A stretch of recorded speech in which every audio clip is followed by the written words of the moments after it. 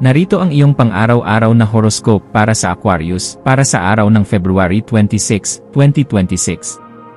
Sa pagsisimula ng umagang ito ng February 26, mararamdaman mo ang isang napakalakas na bugso ng talino at pagiging malikhain na magtutulak sa iyo na mag-isip ng mga makabagong solusyon para sa mga problemang matagal na ninyong kinakaharap. Ang daloy ng iyong kaisipan ay magiging kasing bilis ng kidlat, kaya makabubuting magkaroon ka ng talaan sa iyong tabi upang mabilis mong maisulat ang bawat ideyang papasok sa iyong isipan bago pa man ito lumipad at mawala. Huwag kang matakot na maging kakaiba o sumalungat sa agos ng tradisyon ngayong araw dahil ang iyong pagiging orihinal ang siyang magsisilbing susi upang makamit mo ang tagumpay na inaasam mo sa iyong personal na buhay at sa iyong pakikipagkapwa-tao sa labas ng iyong tahanan. Pagdating sa usaping propesyonal at sa iyong karera, ang araw na ito ay nagbibigay sa iyo ng isang pambihirang plataporma upang ipakita ang iyong galing sa paggamit ng teknolohiya at ang iyong kakayahang makipagtulungan sa isang malawak na pangkat ng mga tao. Mapapansin ng iyong mga kasamahan at mga nakatataas ang iyong masigasig na pagbibigay ng mungkahi na may kinalaman sa ikabubuti ng inyong sistema, na magbubunga ng isang mas mataas na antas ng respeto at paghanga mula sa mga taong nakapaligid sa iyo. Gamitin ang iyong talino sa pakikipagtalastasan upang hikayatin ang iba na yakapin ang pagbabago, dahil ang iyong boses ay may dalang inspirasyon na kayang magpabago sa pananaw ng kahit na sinong nagnanais na umunlad sa kanilang sariling larangan. Sa aspeto ng iyong pananalapi, ang petsang ito ay nangangailangan ng isang matalinong pagsusuri sa iyong mga balak na gastusin, lalo na sa mga gadgets o makabagong kagamitan na tila kumukuha ng iyong pansin sa nakalipas na mga araw. Maaaring may lumitaw na oportunidad para sa isang side project o racket na may kaugnayan sa digital na mundo o serbisyong panlipunan. Kaya siguraduhin na binigyan mo ito ng sapat na atensyon dahil maaari itong maging simula ng isang mas matatag na daloy ng kita. Ang pagiging masinop sa iyong mga transaksyon at ang pag-iwas sa pagpapadala sa bugso ng damdamin tuwing may nakikitang sale ay makakatulong upang mapangalagaan ang iyong ipon para sa mas mahahalagang mithiin na balak mong isakatuparan sa hinaharap. Ang iyong buhay pag-ibig ay nasa isang yugto ng pagtuklas at pagpapahalaga sa intelektual na koneksyon, kung saan ang pakikipagpalitan ng mga kaisipan at pangarap ay mas matimbang kaysa sa mga karaniwang gawa ng romansa. Ang paglalaan ng oras para sa isang mahaba at makabuluhang pag-uusap kasama ang iyong kapareha tungkol sa mga isyong panlipunan o sa inyong mga layunin sa buhay ay lalong magpapatatag sa inyong pagsasama at mag-aalis ng anumang pag-aalinlangan.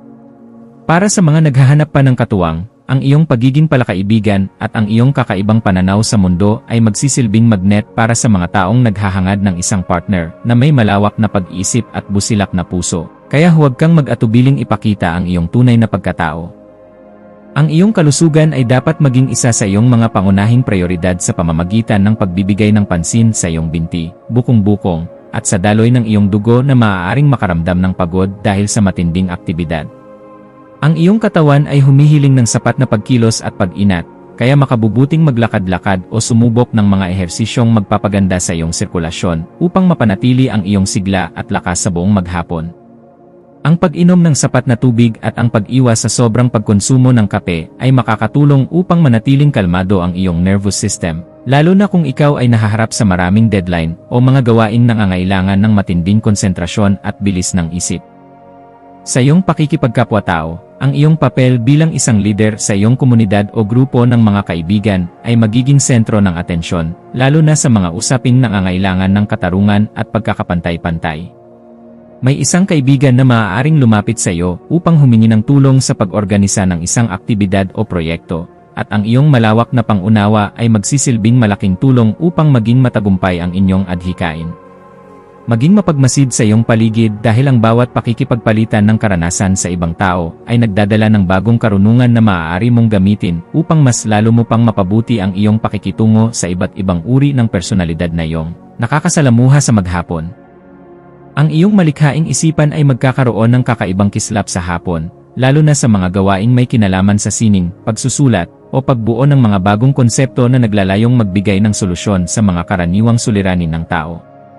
Huwag mong limitahan ang iyong sarili sa kung ano ang nakasanayan ng nakararami, bagkus ay subukan ang mga makabagong pamamaraan na magpapakita ng iyong pagiging orihinal at ang lalim ng iyong pagnanais na makatulong sa iba. Ang pagbuo ng isang likha na may sariling tatak at may layuning panlipunan ay nagbibigay sa iyo ng ganap na kagalakan, Kaya hayaan ang iyong mga ideya na dumaloy ng malaya habang pinapanatili ang disiplina sa bawat hakbang na iyong gagawin sa iyong proyekto.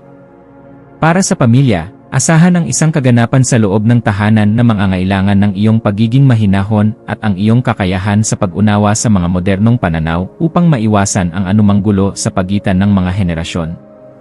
Ang iyong presensya ay magbibigay ng bagong perspektibo sa loob ng bahay, kaya ang paglalaan ng oras para sa isang masayang pagkukwentuhan ay lalong maglalapit sa inyong lahat sa kabila ng inyong mga pagkakaiba sa opinyon at paniniwala. Maging isang gabay na laging handang makinig ng walang husga, dahil ang matatag na ugnayan sa loob ng tahanan ang tunay na lakas na magtataguyod sa iyo sa bawat pagsubok na kakaharapin mo sa iyong pakikipagsapalaran sa labas ng inyong kuta. Ang iyong intuition ay magsisilbing isang matalas na kumpas sa pagpapasya tungkol sa isang bagong oportunidad na may kinalaman sa iyong personal na paglago o ang pagsali sa isang samahang nagtataguyod ng mga makabagong adhikain. Kung may nararamdaman kang udyok na ayusin ang iyong digital na buhay o ang iyong mga social media accounts upang maging mas makabuluhan ang iyong presensya sa internet, gawin ito ngayon dahil ang daloy ng enerhiya ay pabor sa iyo. Ang iyong panloob na boses ay malakas na nagpapaalala na handa ka na para sa isang mas mataas na antas ng kaganapan. Kaya pakinggan ito at huwag hayaang ang mga limitasyong itinatambad ng ibang tao ang humadlang sa iyong pag-asenso sa iyong sariling landas. Sa aspeto ng edukasyon at pagkuha ng karunungan, ang iyong isipan ay magiging kasing talas ng isang kidlat na handang sumipsip ng lahat ng impormasyon na magpapayaman sa iyong kakayahan sa siyensya, teknolohiya o astrolohiya.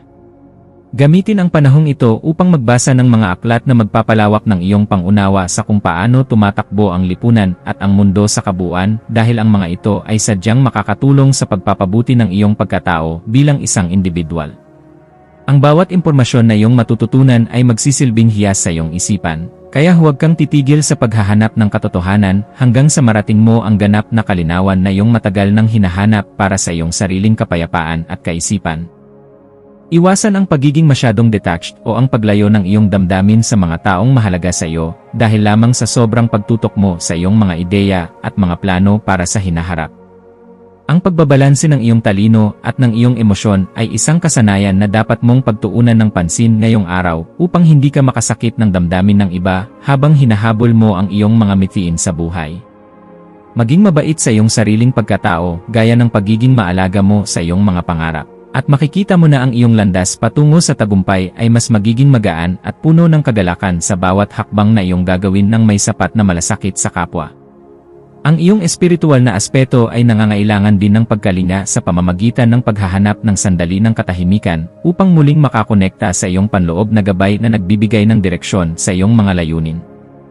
Ang pagninilay-nilay tungkol sa iyong papel sa mundo ay magbibigay sa iyo ng sagot kung bakit kailangan mong maging instrumento ng pagbabago at kung paano mo magagamit ang iyong talino para sa kabutihan ng mas maraming tao sa paligid. Ang pagpapasalamat sa bawat biyaya, maliit man o malaki, na iyong natatanggap ay magbubukas ng pinto para sa mas marami pang milagro. Kaya panatilihin ang iyong integridad at ang iyong pagiging mapagkumbaba sa lahat ng oras at pagkakataon na iyong kakaharapin. Maging mapagmasid sa mga legal na dokumento o mga kontratang iyong pipirmahan ngayong hapon, lalo na ang mga may kinalaman sa pakikipagtulungan sa mga organisasyon o sa mga proyektong pangkomunidad na iyong kinabibilangan. Ang paghingi ng payo sa mga taong may sapat na karanasan sa batas o sa mga eksperto sa iyong larangan ay isang matalinong hakbang na dapat mong gawin upang maprotektahan ang iyong mga interes at ang iyong pinaghirapan. Ang pag-iingat sa ganitong mga usapin ay magbibigay sa iyo ng kapanatagan na ang iyong mga hakbang ay nasa loob ng katuwiran at hindi ka malalagay sa alanganin dahil lamang sa kakulangan sa pagsusuri ng mga papel na iyong hinahawakan sa maghapon. Sa pagdating ng gabi, maglaan ng oras upang ayusin ang iyong kapaligiran at ang iyong isip sa pamamagitan ng pagninilay sa mga nagawa mo sa buong araw upang magkaroon ng mas mahimbing na pagtulog at sapat na pagpapahinga sa gabi. Ang kaayusan sa labas ay refleksyon ng kaayusan sa loob, kaya ang pagliligpit ng iyong mga kagamitan at ang paglilinis ng iyong digital na espasyo ay makakatulong upang maalis ang mga kalat sa iyong isipan na dulot ng sobrang dami ng iniisip. Ang pagpapasalamat sa bawat tagumpay na iyong nakamit sa araw na ito ay magpapanatili sa iyong positibong disposisyon na siyang magsisilbing magnet para sa mas magagandang balita na darating sa iyong pintuan bukas at sa mga susunod na araw. Bilang huling payo para sa iyo, laging tandaan na ang tunay na katalinuhan ay hindi lamang matatagpuan sa dami ng iyong alam kundi sa kung paano mo ito ginagamit upang makapagbigay ng inspirasyon at tulong sa ibang mga tao sa paligid mo.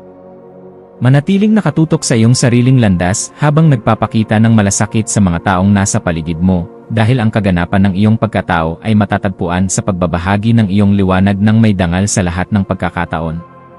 Hayaang ang liwanag ng karunungan ang maging gabay mo sa pagtahak sa daan ng iyong mga adhikain, at maniwala ka na sa bawat pagsusumikap mo, mayroong magandang bukas na naghihintay para sa iyong buong pamilya at sarili.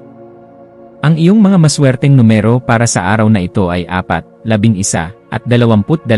Ang iyong maswerteng kulay ay dekuryenteng asul o pilak na sumisimbolo sa pagbabago at teknolohiya. At ang maswerteng gawain para sa araw na ito ay ang pagsali sa isang online na talakayan, ang pag-aaral ng isang bagong software o application, o ang pakikipagtagpo sa isang grupo ng mga taong may kapareho mong hilig upang makapagbahagi ng mga bagong ideya para sa kinabukasan.